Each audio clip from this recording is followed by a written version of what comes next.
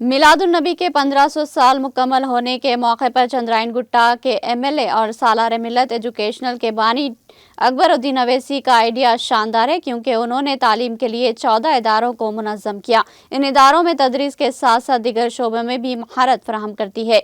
ये मुकम्मल तौर पर मुफ्त है। वो अपने इस नज़रिए के पैरोकार है कि हर घर में सबको तालीम हासिल होनी चाहिए, चाहे वो किसी भी मजहब से ताल्लुक़ रखता हो। आज तमाम ब्रांच के बच्चों के सेलेक्ट मुकाबले मुनक़्क़िद हुए। उन्हें कुछ फीस, क़ल्म और इस्लामी किताब बतौर इनाम दी गई।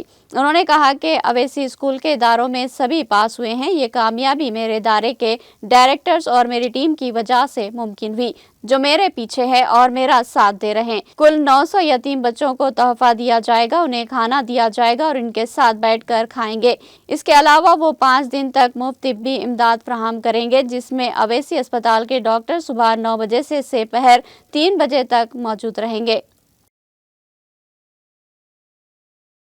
बहुत सी बातें हैं, हाथ फेर दे किसी यतीम पर तो जितने बाल हैं हाथ फेरने वाले के गुनाह माफ हो जाते। अरे समझो खुदारा, ये क्या मजहब है हमारा। अरे मैं आते आते एक और हदीस पढ़ा, रसूलुल्लाह सल्लल्लाहु अलैहि वसल्लम ने फरमाया कि बेवाओं मिस्कीनों के हक में कोशिश करने वाला ऐसा है वाला, या दिन में हमेशा रोजा रखने वाला, या शबे बेदारी इबादत करने वाले के बराबर है। क्या बात है बताइए, क्या बात है, बातें हैं बताइए। और मैं यहां आए इन नौनिहालों से कहूंगा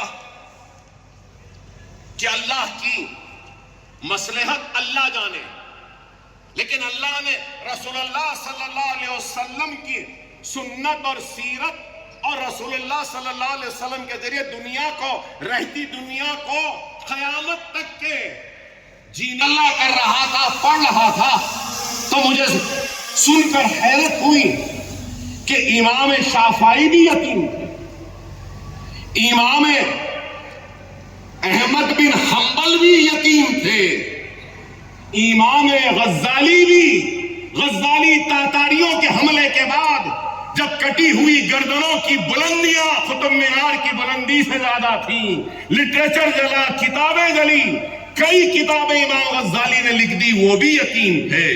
और फिर इमाम बुखारी भी यतीम थे, इमाम बुखारी भी यतीम थे। हम पढ़ते हैं किस्से कहानियां, मुदर्रिस पढ़ाते हैं, अरे याद करो, मैं कहूंगा हारून अल रशीद के भी किताबें पढ़ते हैं, हारून अल रशीद भी यतीम थे। चलो ये हो गया, ये हो गया। मैं अब आपसे कहूंगा, ये टीचर्स हैं, आप लोग एरिस्टोटल के बारे में जानते हैं? कौन था एरिस्टोटल? भी यतीम था। और एरिस्टोटल किसका उस्ताद था, ये बहुत कम लोग जानते हैं। एरिस्टोटल अलेक्जेंडर द ग्रेट का उस्ताद था, वो भी यतीम। चलिए वो नहीं, और आगे बढ़िए। ये हमारे एजुकेशन इंस्टीट्यूट है, न्यूटन बोलेंगे, हमारे टीचर्स बैठे हैं न्यूटन के बारे में। न्यूटन भी यतीम था। चलिए न्यूटन छोड़िए, हम डार्विन थ्योरी पढ़ते हैं। डार्विन मालूम ना आपको? डार्विन भी यतीम था, इब्राहिम लिंकन भी यतीम थे, नेल्सन मंडेला भी यतीम था, चंगेज खान भी यतीम था, और फिर हम जिनके उम्मती हैं मोहम्मद रसूलुल्लाह सल्लल्लाहु अलैहि वसल्लम भी यतीम थे। एक नहीं, मैंने यहां हदीस दोहराई कि यतीम के सर पे हाथ रख दे तो उसके बाल बराबर गुनाह माफ हो जाते हैं रखने वाले के।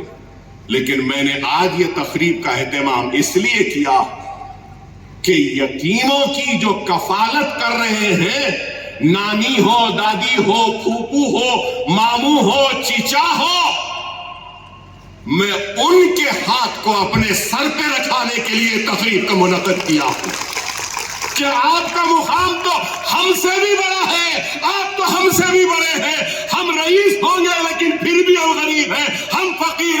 تو ہم سے بھی رئیس ہے کہ آپ نے یہ ذمہ داری لی ہے. اللہ آپ کے مصیبتوں کو دور کرے, اللہ آپ کی پریشانیوں کو دور کرے, اور رسول اللہ غیب سے مدد کریں گے آپ کی. قریب 1000 یتیم بچے بچیاں ہیں. میں نے احکامات دیے تھے لیکن کسی وجہ سے وہ احکام پر عمل آوری نہیں ہوئی, لیکن سختی کے ساتھ کہہ رہا ہوں سارے ڈائریکٹرز کو, ذمہ داروں کو, کہ یتیم سے نہ فیس لیں گے, نہ یتیم کے کتابوں کے پیسے لیں گے, نہ ڈریس کے لیں گے. اگر کوئی یتیم ہے تو آئندہ سال سے کتابیں بھی فری, ڈریس بھی فری, اور اس کے بیلٹ بھی فری, جوتا بھی فری, بیگ بھی فری ہماری طرف سے. اور آج ہم اس محفل میں اعلان کرتے ہیں کہ ہم یتیم خانہ بنائیں گے انشاءاللہ 3 برس میں. ہم یتیموں کی دیکھ بھال کریں گے. گستاخی کی کہا کہ ایک جادوگر آیا ہے, اس کی باتوں میں نہیں آنا, اس کا نام محمد ہے. تو بھی کچھ نہیں بولے آقا. آپ کے اور میرے کملی والے رحمت للعالمین رسول اللہ صلی اللہ علیہ وسلم نے کچھ نہیں کہا, خاموش رہ گئے اور آگے بڑھ گئے. اس بوڑھیا کو خیال آیا اور پوچھنے لگی, ارے نوجوان, میں نے تمہارا نام پوچھنا بھول گئی تھی. تو پلٹ کر جب رسول اللہ اپنا نام بولتے ہیں تو وہ یہودن کہتی ہے کہ واقعی میں تم اللہ کے رسول ہو, اور لا الہ الا اللہ محمد رسول اللہ کلمہ پڑھ لیتی. یہ ہے کانٹے بچھائے, تکلیفیں دیں, ان کو بھی معاف کیا, پڑوسیوں کے کیا حقوق.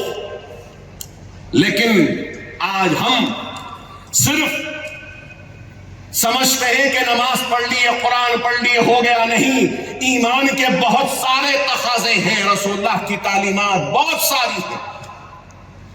ایک نیک عورت تھی, نمازی تھی, قرآن بھی پڑھتی تھی, خیرات بھی کرتی تھی, سب کچھ کرتی تھی, لیکن اپنے پڑوسیوں کو گالی گلوچ کرتی تھی. صحابہ نے جب جا کر اس عورت کے بارے میں کہا تو رسول اللہ نے کہا کہ یہ جہنمی ہے, کہا کہ یہ جہنمی ہے. ایک اور عورت تھی جو برابر نماز نہیں پڑھتی تھی, برابر قرآن نہیں پڑھتی تھی, جب خیرات بھی دیتی تو گھر کا سوکھا میوہ یا سوکھا اناج یا خراب اناج دیتی تھی, لیکن اپنے پڑوسیوں کے ساتھ بڑی محبت اور شفقت کے ساتھ رہتی تھی. تو رسول اللہ نے کہا کہ یہ جنتی ہے, یہ جنتی ہے.